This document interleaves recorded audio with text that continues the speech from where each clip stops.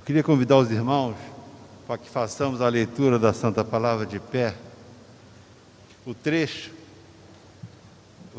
gostaria de convidar a igreja a de pé a fazer a leitura da Palavra do Senhor. O trecho escolhido está em 1 Pedro 2, de 18 a 25. 1 Pedro 2, de 18 a 25. Para facilitar, na Bíblia comemorativa, está na página 250, 250.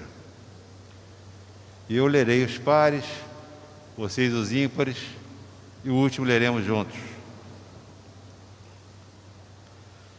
A vida exemplar cristã, deveres dos que prestam serviços a outrem. Servos, sede submissos com todo o temor ao vosso Senhor, não somente se for bom e cordato, mas também ao perverso.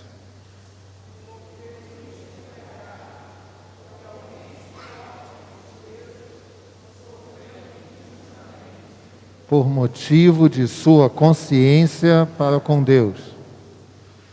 Pois que glória há, se pecando e sendo esbofeteados por isso, o suportais com paciência. Se, entretanto, quando praticais o bem, sois igualmente afligidos e o suportais com paciência, isto é grato a Deus. Porquanto para isto mesmo fostes chamados, pois que também Cristo sofreu em vosso lugar, deixando-vos exemplo para seguirdes os seus passos. O qual não cometeu pecado, nem dolo algum se achou em sua boca. Pois ele, quando ultrajado, não revidava com ultraje. Quando maltratado, não fazia ameaças, mas entregava-se àquele que julga retamente. Carregando ele mesmo em seu corpo, sobre o madeiro, os nossos pecados, para que nós, mortos para os pecados, vivamos para a justiça. Por suas chagas fostes sarados. Agora juntos. Porque estáveis desgarrados como ovelhas, agora, porém, vos convertestes ao pastor e bispo da vossa alma. O texto já foi lido, e eu quero pedir aos irmãos que deixem as suas Bíblias abertas. Primeira carta de Pedro, capítulo 2, versículos 18 a 25. E este texto a gente segue conforme a igreja ela tem recebido a cada domingo à noite, de maneira expositiva, o texto. E encerrando esse momento, este encontro de casais presencial e também virtual, em que nós tivemos a oportunidade de participar ontem. Eu estou acompanhado da minha esposa, o nome dela é Glícia, eu vou pedir para a Glícia ficar de pé. A Glícia está ali. Quando eu nos conhecemos no intercâmbio, e quando eu olhei para a Glícia, foi paixão à primeira vista. Aí um amigo meu chegou para mim e falou assim: David, isso é muita areia para o seu caminhão. Aí eu falei com ele, falei assim: rapaz, não tem problema não, eu estou disposto a dar quantas viagens forem necessárias para carregar toda aquela areia, mas eu dou conta de carregar, não só de uma vez, e pela graça de Deus já temos caminhando para 26 anos de casados, temos 3 filhos, temos a Rafaela, a Gabriela e o Nuno. São 3 filhos maravilhosos que Deus me deu. O texto que nós lemos, que foi lido, aliás, é um texto que, embora diretamente não fale sobre família, mas está intimamente ligado sobre o tema. Apóstolo Pedro, ele vai tratar aqui, neste capítulo, e também no capítulo 3, de maneira muito prática, sobre a vida cristã. O desafio de sermos chamados cristãos. É um desafio muito grande. Porque nós cristãos, nós temos um chamado de Deus. E o tema dessa noite, para cada um de nós, é: obedeça o seu chamado. E a minha pergunta para você é: você está disposto a obedecer o chamado de Deus para viver a vida cristã? Sim. Ficou ótimo, irmãos. Estou vendo que não é pergunta retórica não, tá, irmãos? Vou refazer. Você está disposto a viver o chamado de Deus para a sua vida? Sim ou não? Sim, graças a Deus por isso. Alguns homens foram chamados por Deus.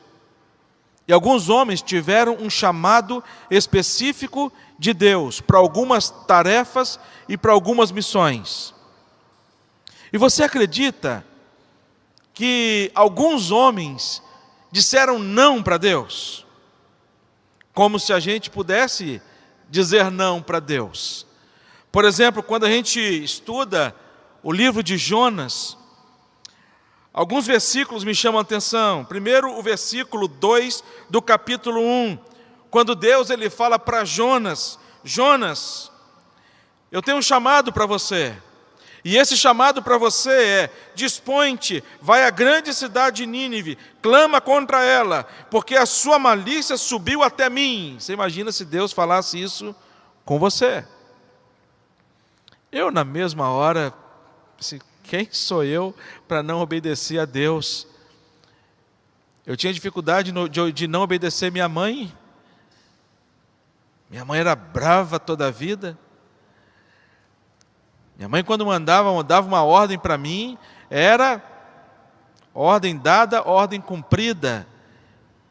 Interessante que Jonas responde para Deus. E a resposta de Jonas para Deus foi no capítulo 3, logo no versículo 3. Em seguida, ele nem pensou para responder para Deus. Na mesma hora, ele traz a resposta para Deus. E qual é a sua resposta? Jonas se dispôs. Olha que bênção.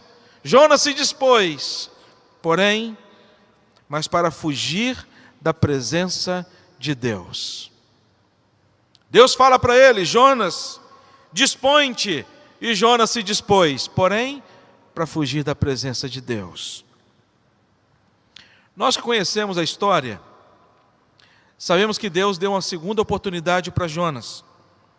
E Deus ele fala mais uma vez para Jonas, agora no capítulo 3, no versículo 2, ele vai dizer: dispõe-te, vai à grande cidade de Nínive e proclama contra ela a mensagem que eu te digo. Segunda chance. E o texto fala que Jonas levantou-se, pois, Jonas, e foi a Nínive, segundo a palavra do Senhor. O texto não fala que ele se dispôs. Não havia disposição no coração dele. Depois da proclamação do Evangelho, ao invés de se alegrar com aquilo que Deus havia feito na cidade de Nínive, a condição do coração de Jonas foi: com isso, desgostou-se Jonas extremamente e ficou irado. E disse para Deus: peço-te, pois, ó Senhor, tire a minha vida, porque melhor é morrer do que viver. Quando a gente olha para esse texto que nós acabamos de ler, apóstolo Pedro está trazendo um chamado a cada um de nós. No próximo texto, no capítulo 2, ele começa a descrever como que deveria ser a vida cristã. Os irmãos já tiveram a oportunidade de ouvir com respeito à obediência e estarmos sujeitos às autoridades. E aqui nesse texto, Pedro ele vai trazer uma mensagem muito específica para as pessoas que se converteram na época. O cristianismo estava crescendo, estava expandindo, várias pessoas estavam ouvindo a palavra de Deus, e essa palavra de Deus estava causando de fato uma reação. E como reage, e como existe essa reação da palavra de Deus? Porque esta palavra ainda é o dínamo de Deus, o Evangelho de Deus, que transforma vidas. Que transforma vidas. Esta palavra aqui é uma palavra extremamente poderosa. É uma palavra que difere de todos os livros que você tem na sua biblioteca. Aí você vai me dizer, mas pastor, de que forma ela é diferente? Ela é feita de papel. Se eu puxar essa folha aqui, ela vai rasgar. Se eu jogar álcool e acender um fósforo, ela vai pegar fogo. E nós temos na história diversos momentos da história em que fogueiras foram feitas da palavra de Deus, Bíblias que foram queimadas para que o povo não tivesse acesso às Escrituras, porque é notório que esta palavra aqui, ela tem poder por ser esta palavra, a palavra de Deus. Amém, irmãos? Uma vez eu fiz em 2006, se eu não me engano, começamos o projeto Pé na Estrada, 2004 ou 2006? 2004. Em 2004 começamos a realizar um projeto missionário com adolescentes. E nesse projeto, a gente começou a percorrer os campos missionários da Junta de Missões Nacionais. Eu e minha esposa, eu era secretário sinodal de adolescentes, nós abrimos inscrições, e as inscrições eram feitas, e de Guarapari até Linhares, pegava todo o nosso sínodo, lá no Espírito Santo, sínodo central, Espírito Santense. E o primeiro trabalho que nós fomos fazer foi em Exu, Pernambuco. O segundo trabalho que nós fomos fazer foi em São Miguel do Oeste, Santa Catarina. Eram 16 dias de viagem. E quando nós fomos a São Miguel do Oeste, lá em Santa Catarina, eu ia parando, e por uma estratégia, eu não ia direto, viagem direto. Então eu pegava, enchia o ônibus, e nós paramos em Florianópolis. Fomos hospedados por uma das igrejas lá de Florianópolis, em que nós passamos um final de semana, justamente para poder preparar a minha caravana, para pregar para a minha caravana. Porque adolescente, quando ia fazer a inscrição, ele falou assim, olha, Rev, eu estou pensando em ir, mas eu não sei, não decidi, são as minhas férias, meus pais vão para Guarapari, eu estou meio que indeciso. Quem vai? Aí ele olhava a lista das pessoas, ele perguntava para mim, Rev, a fulana confirmou? Aí eu falei assim, confirmou. Eu falei assim, poxa, Rev, estou sentindo de Deus, assim, um chamado tão especial, 16 dias. Estou sentindo um chamado de Deus, assim, uma confirmação de Deus para mim ir nessa viagem, assim, porque eu sou missionário de berço, sabe? Então eram adolescentes assim, adolescentes convertidos e adolescentes interessados, além da palavra de Deus e da proclamação do Evangelho. Eu tinha que pregar o Evangelho para esses adolescentes, tinha que anunciar e preparar esses adolescentes para que eles chegassem até lá o campo, com a ação do Espírito Santo de Deus no coração deles e com chamado missionário e preparados, né, tecnicamente para algumas ações que nós fazíamos em diversos lugares. Quando nós chegamos em Florianópolis, um presbítero chegou para mim e disse para mim, falou assim, pastor, é muito fácil fazer projeto no sertão, porque lá no sertão o povo está de barriga vazia e bolso vazio. É fácil, porque as pessoas querem esperança, as pessoas estão em busca de esperança. Mas aqui no sul, nós estamos de barriga cheia e bolso cheio. Aqui, o povo não tem interesse por Deus e nem pela palavra do Senhor. E eu lembrei daquele versículo bíblico, que fala que o campo está pronto para a colheita. Eu lembrei daquele versículo bíblico, Deus chamando os missionários a pregar o Evangelho e anunciar o Evangelho diante do poder que há no nome de Jesus por causa desta palavra. E a gente percorrendo a cidade lá de São Miguel do Oeste, e eu ensinando aos adolescentes a entrar de casa em casa, e uma das técnicas que a gente tinha era pedir um copo d'água. E aí chegava na casa, batia a palma, explicava quem a gente era, cada vez um pedia um copo d'água.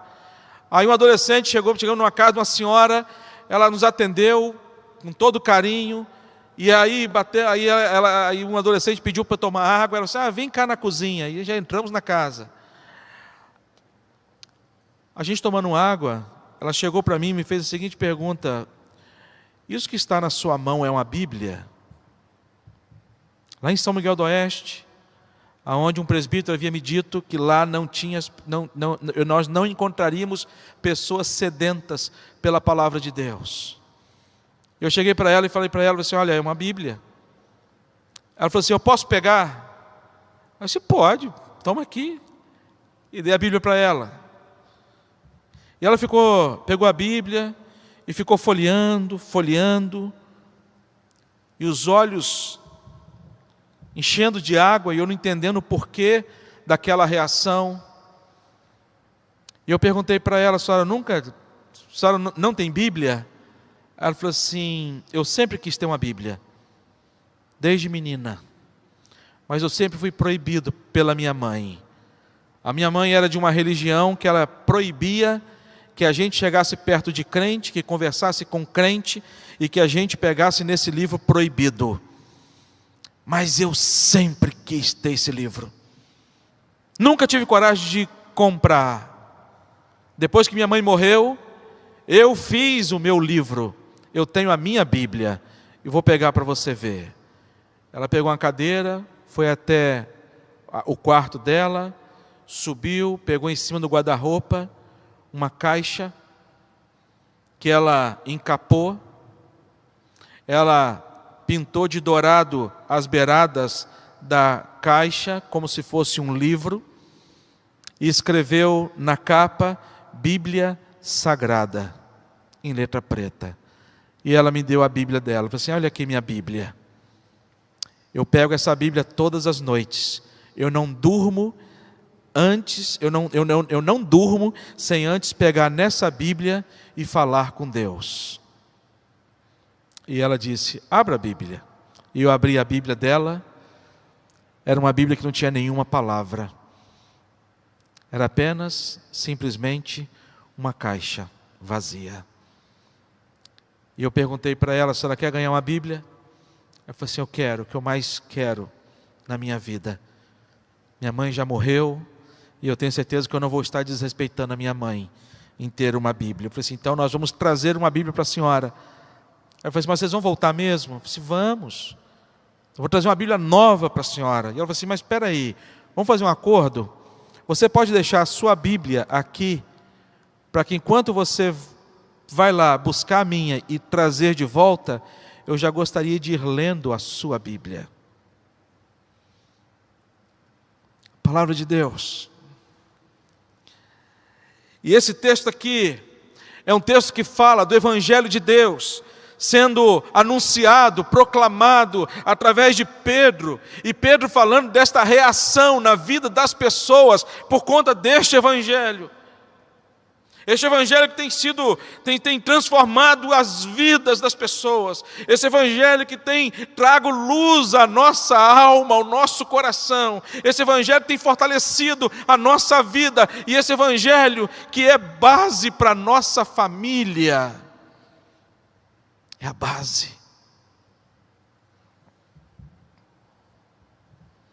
E Pedro ele se dirige a uma classe muito especial.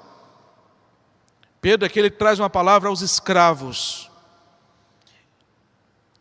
Uma palavra muito dura para os escravos. Naquela época era normal. A escravidão ela existia. No entanto que o apóstolo Paulo escreve uma carta, a carta de Filemão. Filemão era um escravo. Apóstolo Paulo, Onésimo era um escravo, o apóstolo Paulo escreve essa carta a Filemão para que ele pudesse trazer trazer um amor especial a Onésimo, de maneira muito especial.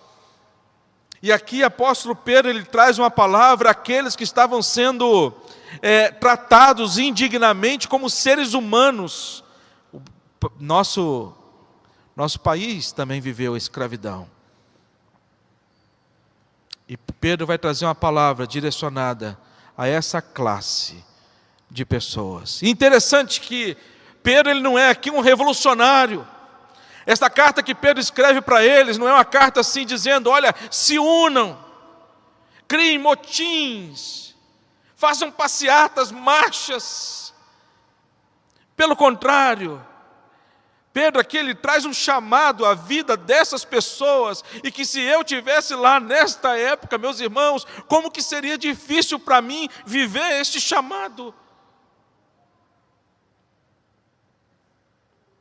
Eu talvez diria como Jonas, e Davidson se dispôs a não fugir da presença do Senhor. E essa palavra tem sido pregada para nós hoje, e a gente aprende de maneira muito clara, através desse texto, um convite de Deus para mim, para você, para nós obedecermos o chamado de Deus. E o primeiro chamado de Deus neste texto, para mim e para você, sabe qual é o chamado? O chamado a servir. O chamado a servir.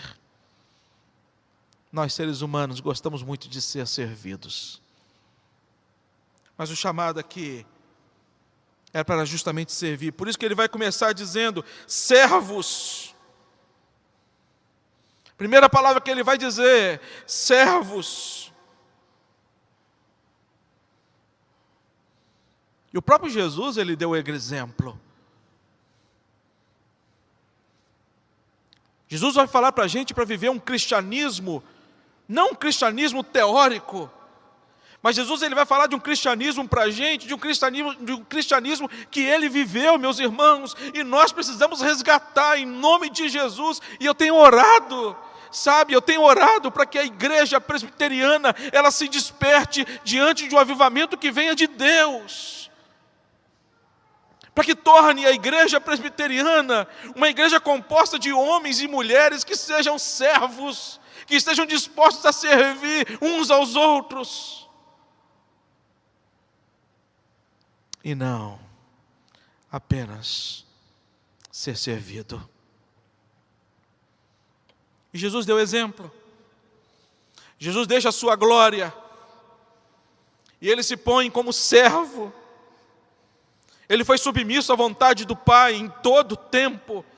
Em todo o tempo, ele chegou para os discípulos e disse, olha, eu não vim aqui fazer a minha vontade, mas eu vim aqui fazer a vontade do meu Pai, colocar em prática o que está escrito em João, capítulo 3, porque Deus amou o mundo de tal maneira que deu o seu Filho unigênito, para que todo aquele que nele crê não pereça, mas que tenha a vida eterna, a salvação de todos aqueles que quem o Senhor me deu, depende da minha entrega e da minha servidão. Por isso a oração do Pai Nosso. Pai, seja feita a sua vontade e não a nossa. E como que a gente tem que aprender isso? Eu tenho um filho chamado Nuno. O Nuno, quando tinha seus... Eu sou difícil de idade, irmãos.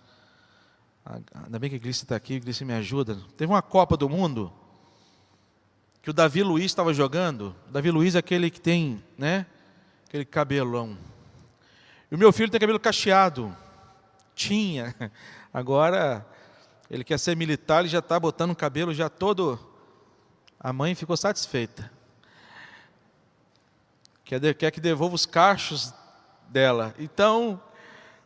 O Nuno chegou para mim e falou assim, pai, eu não quero cortar cabelo. Corta mais meu cabelo não. E quem cortava o cabelo do meu filho, eu era o barbeiro dele. Sempre cortei o cabelo dele. E ele falou assim, pai, não corta meu cabelo não, eu quero ficar com o meu cabelo igual o Davi Luiz. Eu disse, não. Vou dar uma paradinha aí, meu irmão, no seu cabelo, porque está muito grande. Aí está ótimo. Eu falei assim, ó, tal dia você vai cortar cabelo. E ponto final. Aí nesse dia que ele ia cortar o cabelo... Nós fomos almoçar, não devia ter quantos anos? Uns 12 anos, 10 para 12, né? Chegando à adolescência.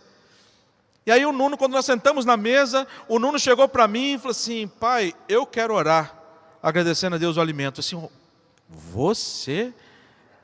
Eu falei assim, meu filho se converteu, que bênção, graças a Deus. Fiquei tão feliz, meus irmãos, porque a iniciativa, meu filho querer orar. E eu falei assim, rapaz, mas que bênção meu filho querer orar. Aí eu falei assim, que alegria e tal. Chamei minha esposa, sentamos na mesa, o Nuno vai orar. Senhor, eu te agradeço pelo alimento, em nome de Jesus. E eu peço, Pai, que o meu pai não corte meu cabelo. e nem me leve em lugar nenhum para cortar. Já pensou na... Em nome de Jesus, amém. A Glícia com os olhos cheios de lágrimas, porque meu filho estava orando, e eu olhando, eu pensando, safado, sem vergonha, não vou bater, não vou brigar, porque, né, fez uma oração. Aí fui pegar o refrigerante, sem falar nada com ele, e não falei amém também não, na oração dele não.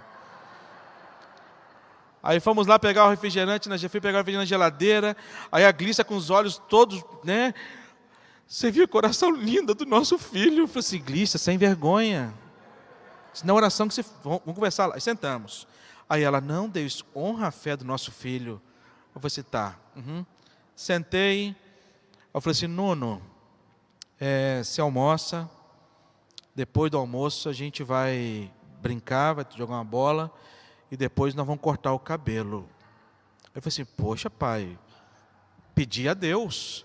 Eu falei assim, eu quero te ensinar uma lição muito importante. Sempre quando você orar, você tem que orar assim, Senhor, eu quero isso, mas que não seja feita a minha vontade, mas a vontade do Senhor. E a vontade de Deus é que você corte o cabelo. Então a grande lição para você, nem sempre a sua vontade ela vai prevalecer. Oração de Jesus Cristo, no Getsemane. Os momentos mais angustiantes da vida de Jesus Cristo. E ele chega para o Pai e fala, Pai, se possível, passa de mim este cálice. Mas o que ele vai dizer depois? O que ele vai dizer depois? O que o Nuno tinha que aprender. E aprendeu. Não seja feita a minha vontade. Servo.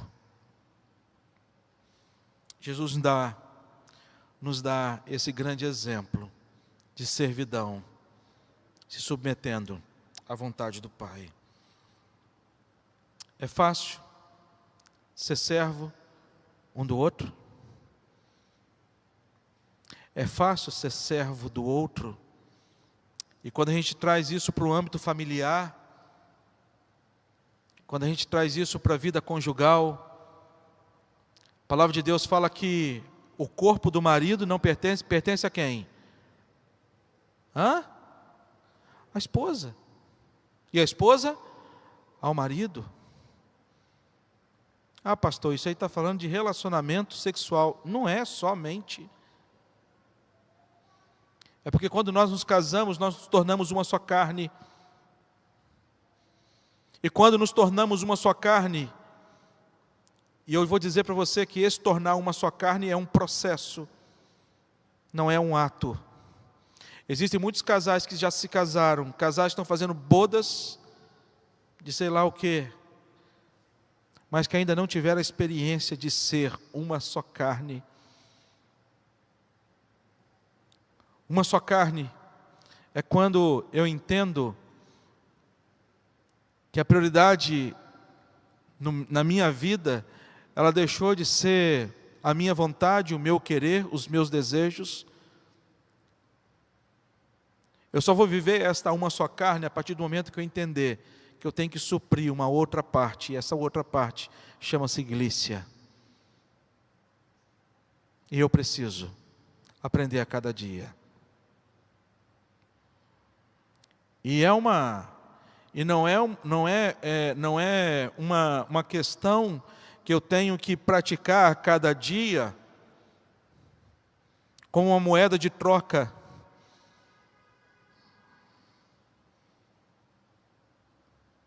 Por isso que a palavra de Deus fala para a gente, obedeça o seu chamado.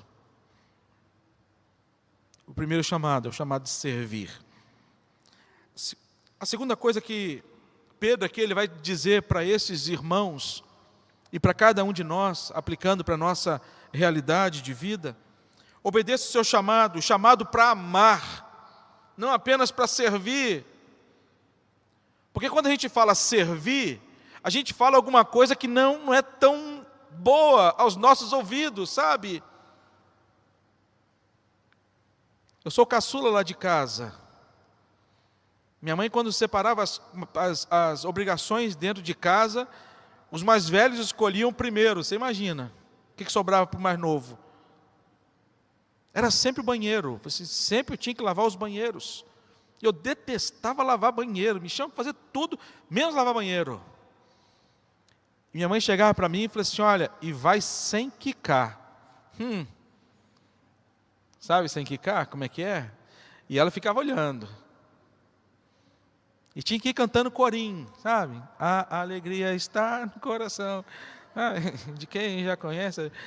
Ai. Mas não é esse servir que o apóstolo Pedro está falando aqui. Ele está falando aqui de um servir em amor. Por isso que ele vai falar o versículo 18 e 19. Ele vai dizer para esses irmãos, não somente se for bom e cordato, mas também ao perverso. Porque ele vai dizer, porque isto é grato, que alguém suporte tristeza, sofrendo injustamente, por motivo da sua consciência para com Deus.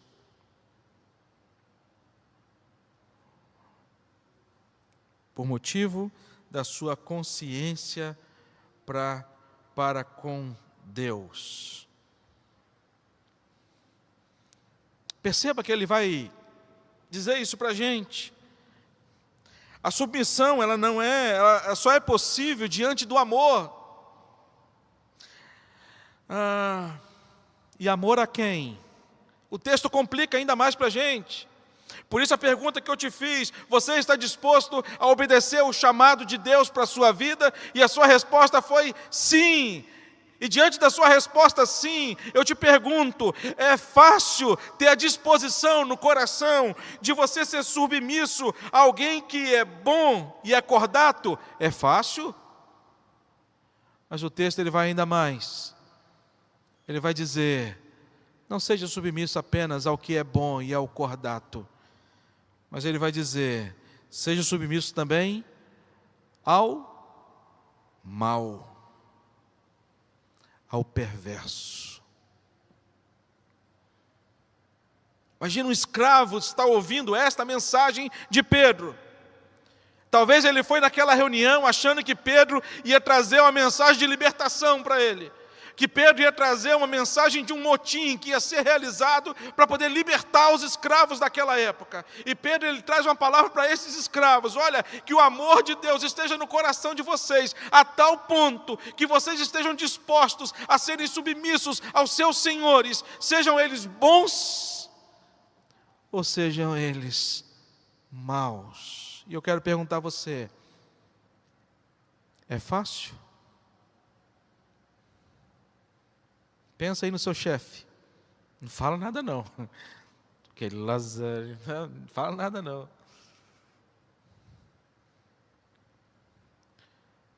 Traz isso para o casamento.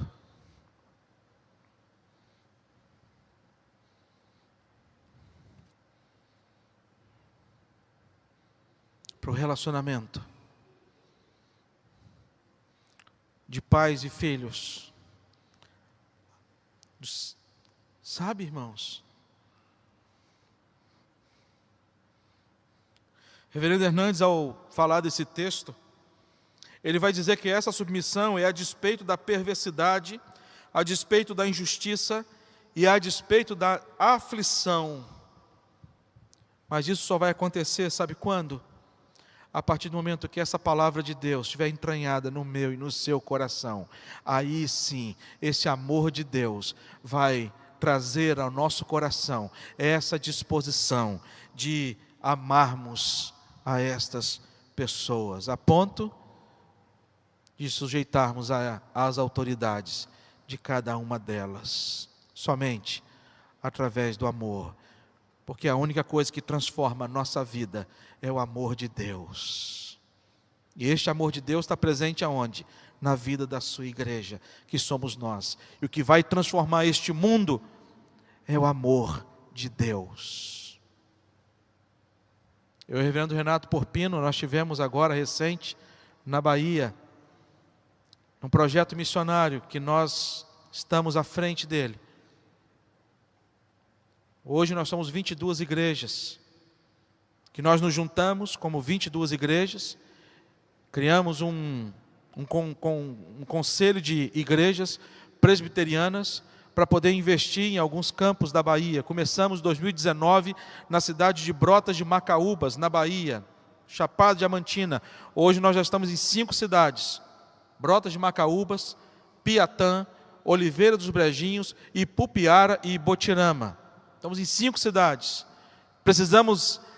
Foi oferecido para a gente Boquira, uma nova cidade. Mas aí nós não temos renda suficiente, condição financeira de abrirmos esse trabalho nessa outra cidade chamada Boquira. Precisamos de mais igrejas conosco, para a gente poder conseguir abrir Boquira. Lá em Brotas de Macaúbas, quem trabalha hoje lá é o reverendo Jefferson. Hoje ele é ordenado, mas na época em 2019, ele era licenciado. Aliás, nem licenciado, ele era missionário. E numa das viagens nossas até Brotas de Macaúbas, naquela região, visitando também outros campos, o missionário chegou para mim e falou assim: pastor, vai ter batismo à noite. E como ele não era pastor, quem batizava era eu que realizava os batismos. Eu e outros pastores que iam comigo a convite. E aí ele chegou para mim e falou assim: pastor, tem uma pessoa para ser batizada, tem uma lista de 19 pessoas para serem batizadas, mas dessa lista de 19, tem um que ainda está para se decidir, já fez a classe de novos membros, está pronto para ser batizado, mas ainda vai dar resposta. Eu falei assim: mas por que vai dar resposta ainda?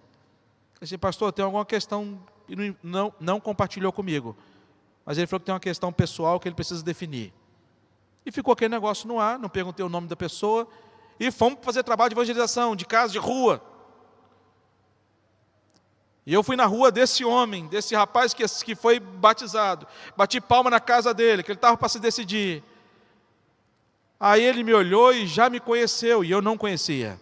Ele falou assim: o senhor é o pastor Davis? Eu disse: ah, pai, que benção, já me conhece, que legal. Então facilitou, posso entrar, conversar? Eu disse: não, pastor, já estou indo lá na igreja. Eu disse: ah, pai, então que benção, graças a Deus. Aí ele falou assim: meu nome é fulano de tal, e eu estou para ser batizado amanhã. Eu estou para me definir. Eu falei assim: rapaz, que bênção, mas eu precisava conversar com o senhor. Eu falei assim: estou aqui. Eu decidi me batizar, pastor, essa noite. Eu falei assim: rapaz, que maravilha. Já fez o curso, está tudo certo. Ele disse: não, mas antes eu preciso que o senhor vá comigo na casa do meu vizinho. Eu falei assim: que maravilha, olha que bênção. Já se converteu, vai ser batizado e já virou um missionário. Vai convidar o vizinho para poder participar do batismo. Fomos na casa do vizinho, eu fui com ele. E ele bateu palma. A esposa do vizinho chegou na porta, e nós estávamos no portão, e começou a falar palavrões. O que é que você está fazendo aqui e tal? E ficou aquele negócio animado. Eu disse: ué, gente, o que está acontecendo? Aí eu olhei para o rapaz que estava comigo, ver se ele estava armado, se ele estava com uma faca, porque muita raiva. Aí eu falei assim: calma, calma. E eu tentando acalmá-los, e ele disse: eu quero falar com o seu marido. Eu disse: não, já some, eu já falei que meu marido não vai falar com você, se é isso, aquilo, outro. E eu falei assim: calma. E o marido chegou com a faca. Aí eu falei assim: pronto. Fiz a oração: Senhor, perdoa meus pecados, que eu cometi, aqueles que eu não sei, todos que eu não lembro, e abre as portas que eu estou chegando. E aí eu falei assim: calma, gente, vamos no diálogo. Aí esse rapaz que estava para ser batizado, ele chegou para o cara e falou assim: acalma, só me escuta. Eu vim aqui em paz. Aí eu: graças a Deus. E ele começou a chorar. Eu vim aqui para te declarar o perdão pelo que você fez com a minha filha de 6 anos de idade, quando ela tinha 6 anos de idade. Eu passei a minha vida toda, desde quando ela tinha 6 anos, hoje ela tem 15 anos. Eu passei minha vida toda, desde os 6 anos até os 15 anos, pensando, matutando, passando a noite em claro, pensando uma forma de te matar, de tirar a sua vida. Mas Jesus entrou no meu coração e mudou minha vida. Eu estou vindo aqui hoje para te dizer que você, a partir de hoje, está perdoado. Você não me deve mais nada. pelo que você fez com a minha filha quando ela tinha 6 anos de idade. Ele tinha estuprado a filha dele com 6 anos de idade. E chorando, ele disse: agora em diante, eu vou passar minhas noites em claro, uma parte da noite, mas pensando um jeito de ter salvação para a sua vida e para a vida da sua família. E eu quero ser agente de Deus para a salvação sua e da sua família. E voltou para casa e falou com eles: olha, vou me batizar amanhã, lá na igreja presbiteriana. Se você quiser assistir o meu batismo, você é meu convidado, meu único convidado a assistir o meu batismo, você e sua família. E saímos e fomos para a casa dele tomar água, porque eu precisava de muita água. Pedi até botar um pouquinho de açúcar. Sabe? Palavra de Deus.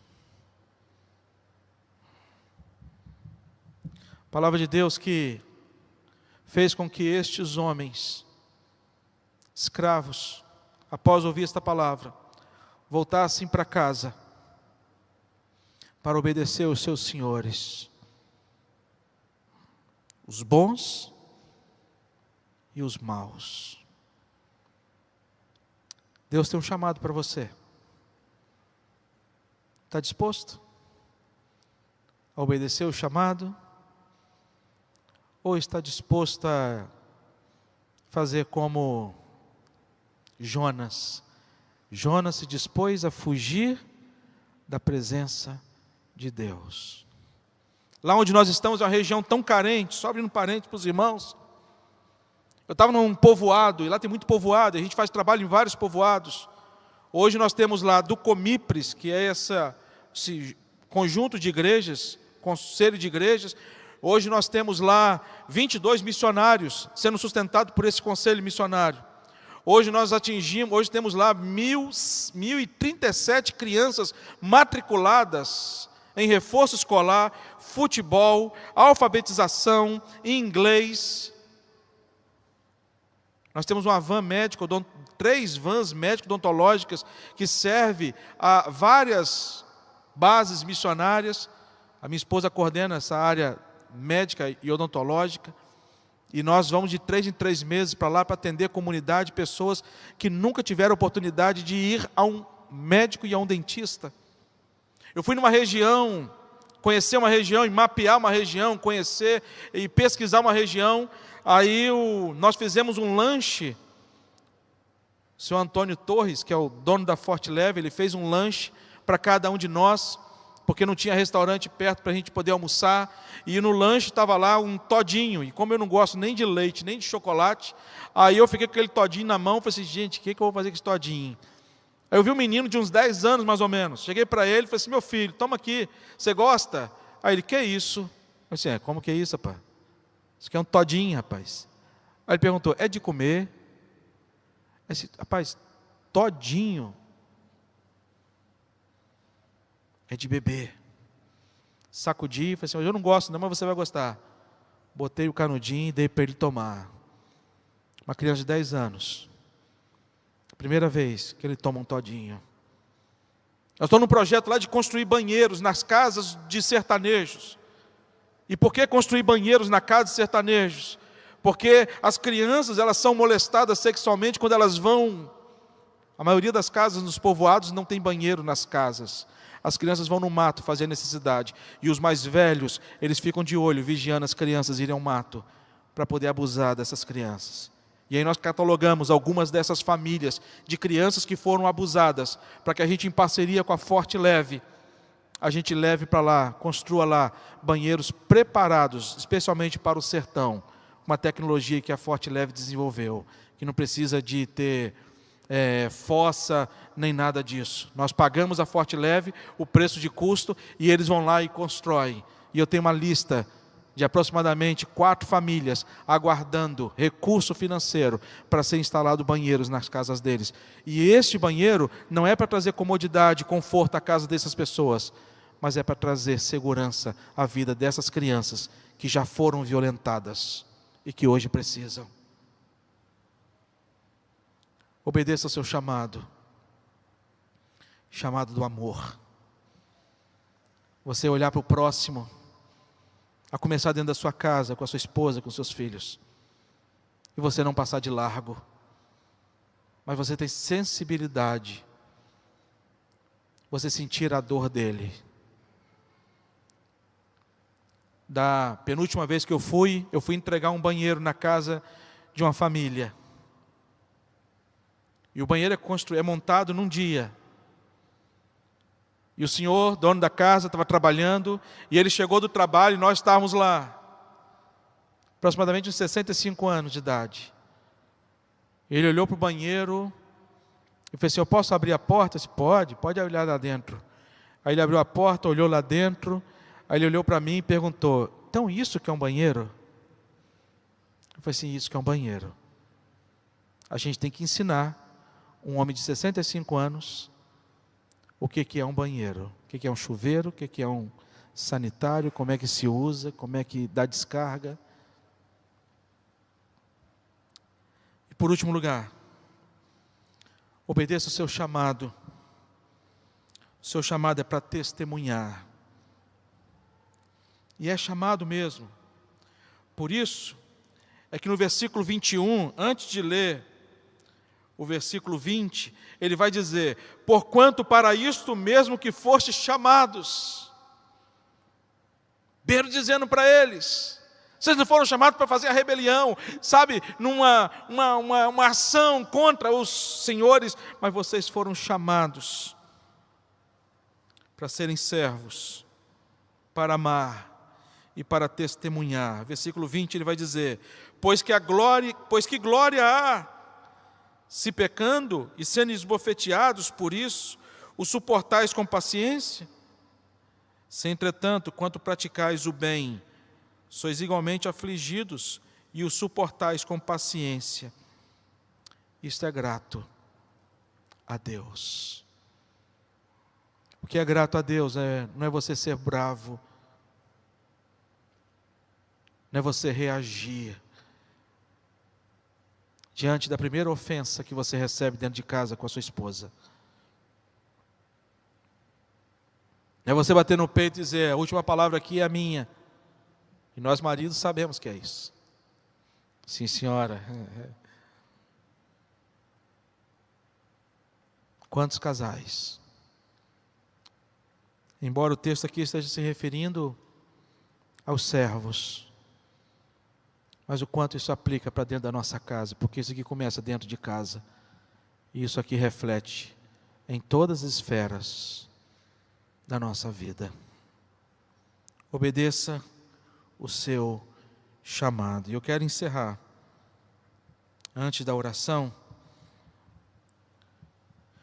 perguntar a você: está disposto a testemunhar deste Cristo? Está disposto a obedecer esse chamado na sua vida? Pedro aqui nos conclama, de maneira muito prática, a servirmos aos outros, a amarmos, e com isso, de maneira muito prática, como resultado do servir em amor, nós passamos a testemunhar. Não o Davidson, não é o Davidson, mas é a pessoa de Jesus Cristo que habita no Davidson. E que assim seja, irmãos, na minha vida, na vida da minha família, na vida de cada um dos irmãos, na vida desta igreja tão querida, e na vida de todo o povo de Deus, em nome de Jesus. Vamos orar. Pai, ajuda-nos, ó Deus, a dispormos o coração, a servir, a amar e a testemunhar. Ajuda, Senhor Deus. A gente precisa. Somente através da presença do Senhor no nosso coração, somente através da presença do Senhor no nosso coração, nós teremos essa disposição Por isso nós clamamos e invocamos a presença de Deus Pai, Deus Filho, Deus Espírito Santo. Que este Deus habite em nós. E que ao habitar em nós, possa promover uma transformação na nossa vida, no nosso caráter, a ponto de sermos irreconhecíveis, ó Deus, por aqueles que vivem com a gente, ao perguntarem como você mudou. Que a gente não tenha vergonha de parecer com o Senhor Jesus, mas que a plenitude de Cristo, tua palavra vai usar um outro termo, que o teu Santo Espírito, ó Pai, encha a nossa vida,